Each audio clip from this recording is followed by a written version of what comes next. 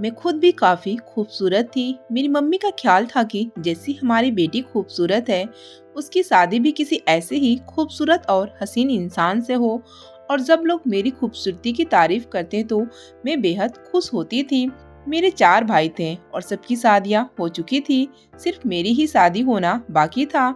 मेरे पापा government school में टीचर थे और अब वो भी रिटायर होने वाले थे। उनका ख्याल था कि रिटायर होने से पहले ही वो मेरी शादी के फर्ज से फ्री हो जाएं। इसलिए मेरा रिश्ता ढूंढने की कोशिश तेज हो गई थी। मेरी भाभियां और मेरी माँ जब भी रिश्ता देखकर आती तो यही कहती कि हमारी नंदनी तो खूबसूरत है, उस लड़के का तो हमारी बेटी के साथ कोई जोड़ ही नहीं है। इसलिए हर रिश्ते से इनकार हो जाता। मेरे पापा और भाई ये सूरत हाल देख रहे थे तो मेरी मम्मी और भाभीियों पर गुस्सा होते कि तुम लोगों ने लड़के की खूबसूरती देखनी है या लड़के का घर बार या उसकी कमाई देखनी है। लेकिन मेरी मम्मी और भाभीियों के दिमाग में यह बात पड़ ही नहीं रही थी। और अपनी भाभीियों की और मम्मी की बातें सुनकर मेरा दिमाग भी 7वें आसमान तक पहुंच चुका था। इसी तरह एक दिन पापा स्कूल से आए और कहने लगे कि मेरी नज़र में एक रिश्ता आया है, अगर तुम लोग कहते हो तो उसको देख लूं। पापा ने कहा कि मेरा एक बहुत ही पुराना स्टूडेंट था जो मुझसे ही स्कूल से पढ़कर गया था। आज वह काफ़ी अरसे के बाद स्कूल में किसी काम के सिलसिले में आया तो मेरी उससे मुलाकात हुई और वो देखने में खूब गबरू नौजवान है। मुझे तो शक्ल सूरत से भी काफ़ी अच्छा लगा है। अगर तुम लोग कहते हो तो मैं उससे इस सिलसिले में बात करूं। तो मेरी भाभीियों और मम्मी ने कहा कि आप उससे बात करके देखें। इस तरह पापा ने छुट्टी के दिन उसको अपने घर चाय पर बुलाया ताकि उनके घर चक्कर लगाने से पहले घर वाले उसको देख लें। मेरे भाइयों, भाभीियों और मम्मी ने जब उसे देखा तो लड़का उन्हें बेहद पसंद आया।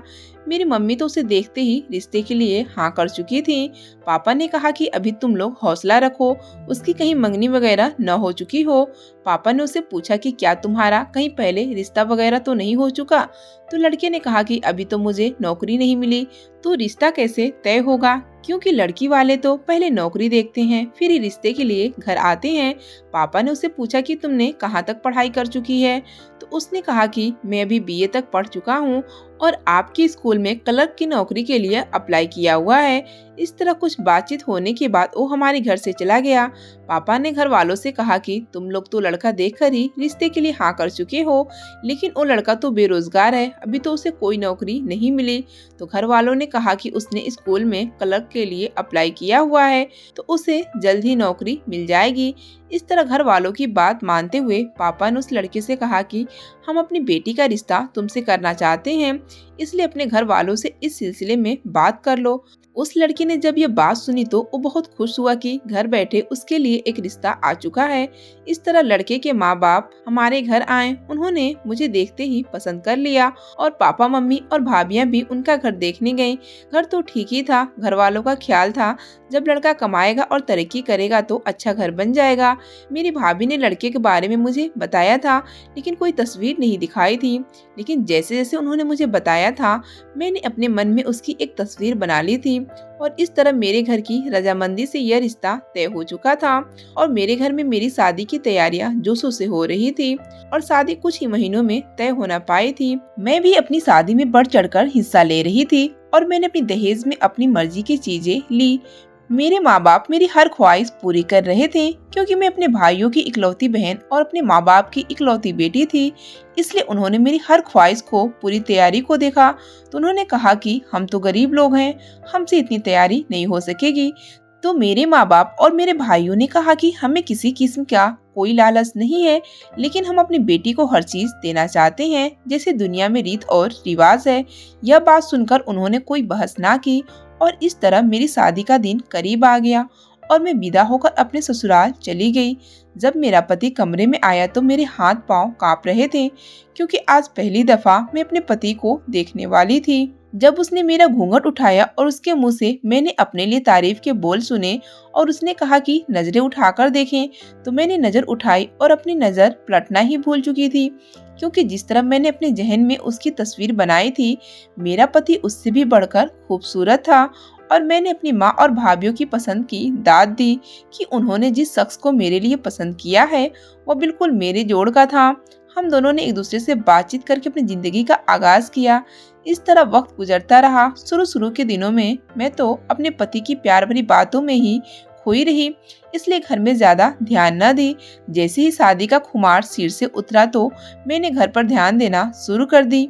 ये एक छोटा सा 2 कमरों वाला घर था और उसके आगे छोटा सा बरामदा, एक छोटा सा हॉल और उसके कोने में एक तरफ वॉशरूम बना हुआ था। मैं तो अपने एक बड़े घर से आई थी और इस घर में मुझे रहते हुए घुटन सी महसूस होती, लेकिन मैंने इस बात का इजहार न किया क्योंकि मेरे पति ने मुझसे इस बात का वादा किया था कि वह जल्दी एक बड़ा घर बना लेंगे। मेरी सास बहुत ही अच्छी औरत थी। शादी के 2 महीनों तक तो उन्होंने मुझे किसी काम को हाथ न लगाने दिया। मैंने खुद ही आगे बढ़कर काम करना शुरू कर दिया तो ओ मेरी बारी आती। मैंने घर में अपनी भाभी और माँ से उनके घर के बारे में इजहार किया कि उनका घर छोटा है हमारे घर के मुताबिक। तो उन्होंने कहा शुरू में तुम्हें मसला होगा, लेकिन आहिस्ता आहिस्ता तुम इसकी आदी हो जाओगी और वैसे भी उसे नौकरी मिलेगी तो हालात बेहतर होना शुरू हो जाएंगे। मेरी शादी को 3 माह हो चुके थे, लेकिन मेरा पति हर जगह पर नौकरी के लिए अप्लाई कर रहा था, लेकिन कहीं से भी कोई नौकरी की कॉल नहीं आ रही थी। मैं भी उनके नौकरी न मिलने की वजह से काफी परेशान थी, लेकिन उसका इजहार अपने पति से नहीं कर रही थी क्योंकि घर के खर्चे दिन पर दिन बढ़ रहे थे और मैं अपनी जरूरियात का गला घोटते हुए उस घर के मुताबिक जिंदगी गुजारने की कोशिश कर रही थी। इसी दौरान मुझे खुशखबरी मिली कि मैं उम्मीद से हूँ और जब यह खबर मेरे घर वालों को और मेरे ससुराल वालों को पता चली तो दोनों घरों में खुशी की लहर दौड़ गई। एक दूसरे को मुबारकबाद दी गई और इधर से मुझे ये खुशखबरी मिली और दूसरी तरफ मेरे पति की नौकरी की खुशखबरी मिल गई। तो मैं भी भगवान की कुदरत पर खुश होने लगी कि अगर भगवान ने किसी को दुनिया में लाना है तो उसके पालन पोषण का भी इंतजाम किया है। यह नौकरी मेरे पति को स्कूल में ऑफिस में क्लर्क के तौर पर मिली। हम सब इसी पर बहुत खुश थे कि सरकारी नौकरी है। शुरू में तनख्वाह तो कम थी, लेकिन बेरोजगार रहने से बेहतर था कि कोई न कोई घर में पैसे आ रहे हैं। इस तरह घर की गुजर बसर अच्छे से होने लगी। मेरे यहाँ पहला बेटा पैदा हुआ और सबने मुझे ढेरों मुबारकबाद दी। मैं भी अपने बच्चे में बिजी हो चुकी थी। अभी मेरा बेटा 1.5 साल का भी नहीं हुआ था कि मुझे दूसरी बार भी खुशखबरी मिल गई। मैं भी दूसरा बच्चा नहीं चाहती थी क्योंकि अभी मैं पहले को अच्छे तरीके से नहीं संभाल पा रही थी। दूसरे बच्चे की जरूरियात तो और बढ़ जानी थी, लेकिन मेरी सास ने और मेरे पति ने मुझे समझाया तो मैं उनकी बात समझ चुकी थी। इस तरह मेरे घर में दूसरा बेटा पैदा हुआ। अब भी हमारे घर के हालात वैसे ही थे क्योंकि हमारी फैमिली बढ़ चुकी थी और जो भी महीने के पैसे इकट्ठे होते थे वो डेली के जरूरियात चीज़ों में ख़त्म हो जाते और हमारे पास कोई भी पैसा जमा नहीं हो पाता। मैंने अपने पति से कहा कि इतने सालों से एक क्लर्क की नौकरी कर रहे हो, इससे अच्छा था कि तुम कोई और नौकरी करते कि घर में ज़्यादा पैसे आते और हम कुछ बचत भी कर लेते। अब तो मेरा पति मेरी बात सुनकर खामोश हो जाता। वो कोई जवाब न देता था। पहले तो वो मुझे हौसला देता था, लेकिन अब वो मेरी बात सुनकर खामोश हो जाता। इस तरह वक्त गुजर रहा था। मेरे माँ बाप और मेरे भाई मेरी काफी मदद करते थे, लेकिन आहिस्ता आहिस्ता मेरी भाभी को भी इस बात पर एतराज करने लगी कि जब हमने उसकी शादी कर दी है और सब कुछ उसको देकर विदा कर दिया है, उसको उसकी जिंदगी गुजारनी दी जाए। अब मैंने भी अपने भाइयों के घर जाना कम कर दिया था। कभी कभार त्योहार वगैरह पर चक्कर लगा लेती थी क्योंकि जब भी मैं उनके घर से आती तो काफी दिन तक मैं परेशानी का शिकार रहती क्योंकि उनके घर में जो सुख सुविधा थी वो हमारे घर में मौजूद न थी। अब मुझे अपने माँ बाप का फैसला गलत लगने लगा। काश वो मुझे भी समझाते और खूबसूरती देखने की बजाय किसी खाते पीते घराने में भी मेरी शादी करते। आज मैं उन परेशानियों का सामना नहीं कर रही होती। इस तरह मेरे बच्चे भी गवर्नमेंट स्कूल में ही पढ़ने लगे। मेरी बहुत ख्वाहिश थी कि जिस तरह मेरे भतीजे और भतीजियां इंग्लिश मीडियम स्कूलों में पढ़ते हैं, मेरे बच्चे भी उधर ही जाएं, लेकिन हमारे इतनी हैसियत नहीं थी, इसलिए मेरे पति ने उन्हें अपने साथ ही सरकारी स्कूल में एडमिशन करवा लिया। इस तरह वक्त गुजरने लगा और मेरा बेटा हाई स्कूल में जा चुका था। मेरे पति की तनख्वाह भी पहले से बढ़ चुकी थी और मैंने उस पैसे की सेविंग की थी। सेविंग से जो रकम मेरे पास आई उससे मैंने घर की हालत कुछ बेहतर कर ली थी। इसी तरह आहिस्ता आहिस्ता मैं भी बचत करना सीख चुकी थी। लेकिन दिल में यह मलाल था कि काश मेरे घर के हालात बेहतर होते तो मैं भी दिल खोल कर खर्च कर सकती। तभी हालात ने पलटा खाया। मेरे पति को हार्ट अटैक आया। वो हार्ट अटैक उनके लिए जानलेवा साबित हुआ। ये मंजर मेरे घर पर क़यामत बनकर टूटी। काफी दिन तो मैं इस गम से निकल न सकी कि मेरे साथ क्या हो चुका है। बच्चे भी बहुत गम में थे। उनकी अपने बाप के साथ बेहद अच्छी दोस्ती थी। आहिस्ता आहिस्ता मेरे माँ बाप ने समझाया कि तुम्हें अपने बच्चों को संभालना होगा, इससे निकलना होगा। इस तरह मैंने अपने बच्चों को संभाला और कहा कि इसी में भगवान की मर्जी है। मेरे बच्चे भी समझदार थे, उन्होंने अपने आप पर काबू पाया। मेरे बड़े बेटे ने 10वीं के बाद पढ़ाई को बाय कह दिया क्योंकि घर की जिम्मेदारी उनके कंधों पर आ चुकी थी और वो फैक्ट्री में काम करने लग गया। मैं चाहती थी कि मेरे बच्चे भी आगे की पढ़ाई करें, लेकिन घर की मजबूरी को देखते हुए मैं अपनी ख्वाहिश पूरी न कर सकी। इस तरह वक्त गुजरता रहा और बच्चों में समझदारी आती गई। मेरे बड़े बेटे ने फैक्ट्री में काम करने के साथ साथ अपनी पढ़ाई को भी जारी रखा। मैं उसकी समझदारी को देखकर हैरान हो रही थी। जिन्हें मैं बच्चा समझ रही थी वो तो मुझे ही हौसला दे रहे थे। मेरे बड़े बेटे की ख्वाहिश थी कि वो विदेश जा सके, लेकिन मैं अपने बच्चों को अपने से दूर नहीं भेज सकती थी। इसलिए जब भी वह यह बात कहता तो मैं उसकी बात को टाल देती। इस तरह मेरे बड़े बेटे ने बीए कर लिया। मेरे बेटे जवान होकर अपने बाप के हमशक्ल निकले, क्योंकि जिस तरह उनके बाप खूबसूरत और हसीन था, इसी तरह मेरे बेटे भी खूबसूरत थे। जो भी उन्हें एक दफा देखता तो उनकी तारीफ किए बिना नहीं रह सकता था। कुछ महीने पहले हमारे मोहल्ले में एक फैमिली शिफ्ट हुई। वह काफी अरसे से अपना मकान बना रहे थे और उनका मकान बेहद खूबसूरत था। जब ये लोग उस मकान में शिफ्ट हो गए थे तो उन्होंने अपने घर में घरभोज करवाया और सारे मोहल्ले वालों को अपने घर में दावत दी। मैं भी उनके घर गई। उनकी बेटी सब मोहल्ले वालों से बड़े अच्छे से पेश आ रही थी। देखने में वो आम शक्ल सूरत की थी। उसकी मम्मी बता रही थी कि अभी मैंने अपनी बेटी की शादी करनी है, कोई अच्छे रिश्ते की तलाश जारी है। जैसे कोई अच्छा रिश्ता नजर आया तो मैं अपनी बेटी की जल्दी शादी कर दूंगी, क्योंकि पैसे की तो हमारे यहाँ कोई कमी नहीं है। हम तो अपनी बेटी को अच्छा खासा दहेज देंगे। जब वो औरत ये बात कर रही थी तो मेरे दिल में ख्याल आया कि क्यों न मैं अपनी बेटी की शादी उस लड़की से करवा दूं। ये लड़की अमीर है, अपने साथ काफी दहेज लेकर आएगी। इस तरह घर के हालात बदल जाएंगे। मैंने दिल में सोचा कि मैं अपने बेटे से इसके बारे में बात करूंगी। जब मैं घर आई तो मैंने अपने बेटे से कहा कि मोहल्ले में जो लोग नए शिफ्ट हुए हैं, मैं आज उनके घर गई। वो लोग बहुत ही शरीफ हैं और अपनी बेटी की शादी करना चाहते हैं। उसके लिए कोई रिश्ता ढूंढ रहे हैं। मैं उससे तुम्हारी शादी करवाना चाहती हूँ। जब मेरे बेटे ने यह बात सुनी तो वो हैरान होकर मेरी तरफ देखने लगा और कहने लगा कि आपको एकदम से मेरी शादी का ख्याल कैसे आ गया। तो मैंने कहा कि वो काफी अमीर लोग हैं, तुम्हारे हालात भी बदल जाएंगे, तुम्हें नौकरी मिलेगी और वो अपने साथ ढेरों दहेज लेकर आएगी। क्योंकि मेरी नजर में यह था कि खूबसूरती ने मुझे क्या दिया। सारी जिंदगी में अपनी ख्वाहिशों को दबाती रही और अपने बेटे के लिए खूबसूरती को नहीं देख रही थी, बल्कि मैं पैसे को देख रही थी। इसलिए मैंने अपने बेटे की शादी उस लड़की से करने का फैसला कर लिया। जब मैंने 2-3 दफा अपने बेटे से बात की तो मेरी बात सुनकर वो खामोश हो गया और उसने कहा कि जैसे आपका दिल करता है आप अपनी मर्जी करें, क्योंकि वो मेरी बात से इनकार नहीं कर सकता था, क्योंकि मेरे बेटे मुझसे बहुत प्यार मोहब्बत करते थे। इस तरह मैंने लड़की वालों से अपने बेटे के रिश्ते की बात की और उन्हें अपने घर बुलाया। उन्होंने जब मेरे बेटे को देखा तो वो बेहद खुश हुए। उन्होंने कहा कि हमारी तरफ से रिश्ता पक्का ही समझे। मैं भी बेहद खुश थी, लेकिन मेरे बेटे ने एक बात कही। उसने कहा कि मुझे पहले लड़की की तस्वीर तो दिखा दें। लेकिन मैं अपने बेटे को तस्वीर दिखाते हुए हिचकिचा रही थी, क्योंकि लड़की का और मेरे बेटे का कोई जोड़ न था।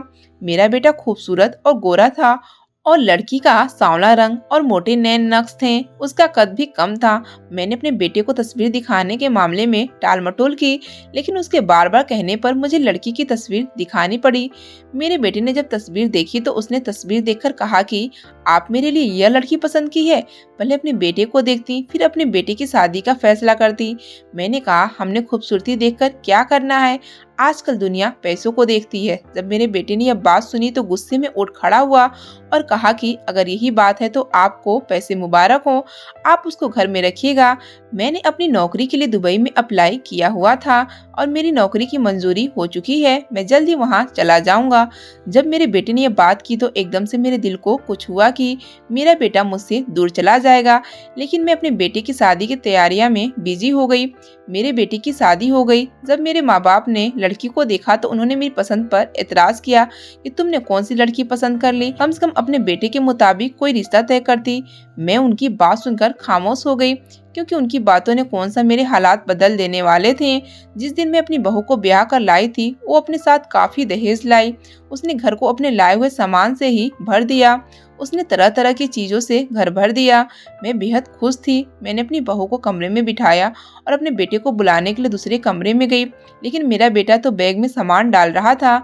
जब मैंने उसको सामान डालते हुए देखा तो मैंने उसे कहा कि तुम कहाँ जा रहे हो।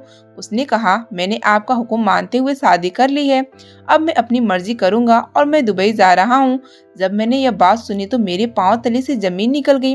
मैंने अपने बेटे से कहा कि आज तो फिलहाल रुक जाओ, बाद में तुम्हें नहीं रोकूंगी। अगर आज के दिन तुम चले गए तो मैं अपनी बहू को और उसके माँ बाप को क्या जवाब दूंगी। लेकिन मेरे बेटे ने मेरी बात न मानी। उसने कहा, मैं इस शादी पर दिल से राजी नहीं हूँ। आपको सामान और दहेज चाहिए था तो आपको वो मुबारक हो। मैंने अपने बेटे को समझाने की और रोकने की बहुत कोशिश की, लेकिन उसने मेरी एक बात न सुनी और वो चला गया। अब मैं सोच में पड़ गई कि मैं अपनी बहू को क्या जवाब दूंगी। यही सोचते हुए मेरे जहन में ख्याल आया तो मैंने अपनी बहू को खाना वगैरह दिया। खाने के बाद मैंने उसे चाय दी और चाय के अंदर मैंने नींद की दवा मिला दी। जैसे उसने चाय पी उसे नींद आनी शुरू हो गई और वो सो गई। फिलहाल तो मैं यह काम करके तो इत्मीनान हो गई कि फिलहाल मैं उसके सवालों से बच गई हूँ। अगली सुबह मैं उसके सवालों का सामना करते हुए डर रही थी, तो मैंने अपने जहन में यह तरकीब बनाई कि मैं उसे कह दूंगी कि तुम्हारा पति तुम्हारे उठने से पहले ही काम पर चला गया है। इसी तरह अगली सुबह जब वो उठी तो उसने हिचकिचाते हुए मुझसे मेरे बेटे के बारे में पूछा, तो मैंने कहा कि वो तुम्हारे उठने से पहले ही काम पर चला गया है। वो मेरी बात सुनकर कही, कुछ अजीब सी बात है। मैंने कहा, उसे कोई जरूरी काम आ गया था, उसका जाना जरूरी था। मेरी बात सुनकर वो खामोश हो गई। मैं रोजाना ही उसे खाने के बाद चाय देती और उसमें नींद की दवा डाल देती और वो सो जाती। और जब वो मुझसे मेरे पति के बारे में सवाल करती तो मैं उसे यही जवाब देती कि वह काम पर चला गया है। काफी दिन तो यही बहाना चलता रहा। अब शादी को 1 महीना ही हुआ था कि मेरी बहू की तबीयत खराब रहने लगी।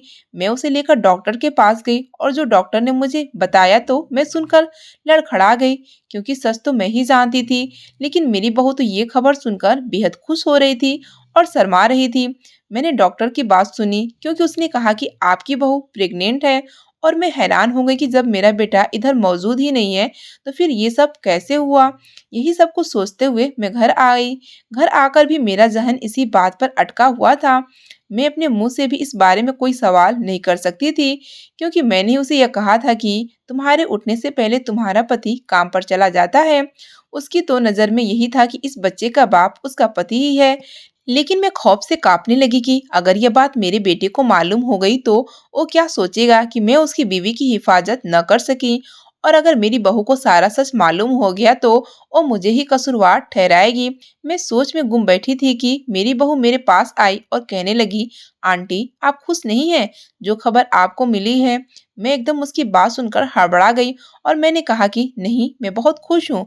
मैं यह सोच रही हूँ कि तुम्हारा ख्याल कैसे रखूं, क्योंकि अभी तुम काफी कमजोर हो और तुम्हें अपनी सेहत का ख्याल रखने की भी जरूरत है। इस तरह मैंने उसकी बात का जवाब दिया, लेकिन मैं सारा सच जानना चाहती थी कि इसका असल जिम्मेदार कौन है। और उसके लिए मैंने अपनी बहू के टेस्ट कराने का फैसला किया था, ताकि मुझे पता चले। मुझे अपनी बहू को अस्पताल लेकर जाना था और इस काम के लिए मैंने काफी झूठ बोले कि तुम्हारे कुछ टेस्ट करवाने की जरूरत है, क्योंकि तुम काफी कमजोर हो। इस तरह मैं अपनी बहू को लेकर अस्पताल चली गई और अस्पताल में उसके सारे टेस्ट करवाए। तो जो बात मुझे मालूम हुई उसने मेरे होश उड़ा दिए, क्योंकि उन्होंने जो रिपोर्ट दी उसके मुताबिक बच्चे का बाप कोई और नहीं बल्कि मेरा छोटा बेटा ही था। मैं यह बात किसी से नहीं कर सकती थी, लेकिन मैं अपने छोटे बेटे से इस सिलसिले में बात लाजमी करना चाहती थी, क्योंकि वही उस सब का जिम्मेदार है। और उसने कैसे हिम्मत की अपने बड़े भाई की बीवी से यह सब कुछ किया। जब मैं घर आ गई तो मैंने अपनी बहू से कहा कि तुम कुछ दिनों के लिए अपने मायके चली जाओ, ताकि तुम्हारी तबीयत कुछ बेहतर हो सके। इस तरह वो कुछ दिनों के लिए अपने मायके चली गई। अब मैं अपने बेटे से खुलकर इस सिलसिले में बात कर सकती थी। मैंने अपने छोटे बेटे को अपने पास बुलाया और गौर से उसकी तरफ देखने लगी कि मेरी परवरिश में कहाँ कमी रह गई थी जो उसने यह हरकत की है। इतना ही बुरा काम करना था तो तुमने अपने घर में यह काम करने का फैसला क्यों किया? जब उसने मेरी बात सुनी तो उसके चेहरे का रंग बदल गया। उसने कहा, आप किस बारे में बात कर रही हैं? मैंने कहा, तुम अच्छी तरह जानती हो कि तुमने अपने भाई की बीवी के साथ क्या काम किया है। जब उसने यह बात सुनी तो उसने अपना सर झुका लिया और कहा कि मैंने यह जानबूझकर नहीं किया, बस जज्बाती बहकावे में आ गया था। मैंने अपने बेटे को खूब डांटा, खरी खोटी सुनाई और वो मुझसे माफी मांगता रहा तो मैं उसकी आंखों में आंसू देखते हुए नरम पड़ गई, क्योंकि एक बेटा तो मुझसे दूर चला गया था, दूसरे बेटे को भी खुद से दूर नहीं कर सकती थी। अपने जुर्म को छुपाते हुए वो रिपोर्ट मैंने फाड़ दी। लेकिन मैं आने वाले वक्त से भी बेखबर थी कि जब सच सामने आ जाएगा तो क्या होगा। इस तरह कुछ महीने गुजर गए। कभी बहू हमारे घर आ जाती और कभी अपने मायके चली जाती। इस तरह वक्त गुजर रहा था। अब तो मेरी बहू ने अपने पति के बारे में सवाल करना शुरू कर दिया था। मैंने कह दिया कि वो तो काम के सिलसिले में दुबई चला गया था, क्योंकि अब मैं झूठ बोलकर तंग आ चुकी थी। जब उसने यह बात सुनी तो उसके मायके वालों ने भी इस बात पर बहुत बहस की कि हमने तो शादी के बाद अपने दामाद का चेहरा तक नहीं देखा। मैंने उनसे कहा कि उसे जरूरी काम था, उसे किसी को बताने का मौका नहीं मिला। इस तरह मेरी बात सुनकर खामोश हो गए। कुछ वक्त गुजर गया। एक दिन मेरा बड़ा बेटा दुबई से वापस आ गया। जब वो मेरे सामने आया और मुझसे मिल रहा था तो मैं खौफ से कांपने लगी कि अब तो सारा सच सामने आ जाएगा। मेरे बेटे ने मुझसे अपनी बीवी के बारे में सवाल किया तो मैं हैरानगी से उसकी तरफ देखने लगी। मैंने उसे कहा कि तुम्हें तो वो पसंद नहीं थी, तो अब उसके बारे में क्या सवाल कर रहे हो? तो उसने कहा, पसंद नहीं थी तो उसका ये मतलब नहीं कि मैं अपनी बीवी के बारे में सवाल नहीं कर सकता। जब उसने ये बात की तो मैं दाएं बाएं देखने लगी। इसी तरह अपने कमरे में चला गया और जब कमरे में जाकर उसने अपनी बीवी को कहने लगा, ये सब क्या है? अगर मैं नाराज होकर चला गया था तो आप मेरी इज्जत की हिफाजत ना कर सकी। मैं उसकी बात सुनकर निगाहें झुकाकर खड़ी थी। मेरी बहू भी बाहर दरवाजे पर खड़ी हो गई और मेरे बेटे ने उससे कहा कि शादी की रात मैं चला गया था, मैंने तो तुम्हारे साथ कोई भी वक्त नहीं गुजारा, तो फिर ये सब कुछ क्या है? जब मेरी बहू ने यह बात सुनी तो उसके कदम लड़खड़ा गए। उसने सहारे के लिए दरवाजा पकड़ लिया। मैं भागती हुई अपनी बहू के पास गई और उनसे कहा कि मैं सारा सच बताती हूँ। फिर मैंने अपने बहू और बेटे को सारा सच बताया। जब उन्होंने यह बात सुनी तो दोनों ही अपनी जगह पर बहुत शर्मिंदा हो रहे थे। मैंने कहा कि इस सब का जिम्मेदार मेरा छोटा बेटा है, लेकिन वो अपने किए पर शर्मिंदा है। मेरे बड़े बेटे ने जब यह बात सुनी तो उसने कहा कि इसका यही एक हल है कि मैं अपनी बीवी को तलाक देता हूँ और उसका शादी छोटे से होना चाहिए जो इसके बच्चे का जिम्मेदार है। इस तरह मैंने अपने छोटे बेटे को भी बुलाया और उसने सबके सामने अपने किए की गलती की माफी मांगी। लेकिन शादी से पहले मैंने अपनी बहू के माँ बाप को भी इस सच में शामिल किया। जब उन्होंने ये बात सुनी तो वो तो हत्ते से उखड़ गए, लेकिन मेरे बड़े बेटे के समझाने पर वो कुछ ठंडे पड़ गए। इस तरह से बात नहीं चलेगी। अगर आप लोग अपनी बेटी का घर बसाना चाहते हैं तो हमारा साथ दें। इस तरह मेरे बड़े बेटे ने अपनी बीवी को तलाक दी और उसका शादी मेरे छोटे बेटे के साथ करवा दिया। लेकिन मैं आप सबसे यह सवाल करती हूँ कि मैंने अपनी बहू का शादी अपने छोटे बेटे से करवाकर अच्छा किया? कहानी पसंद आई तो वीडियो को लाइक करें। चैनल पर नए हैं तो चैनल को सब्सक्राइब करना ना भूलें।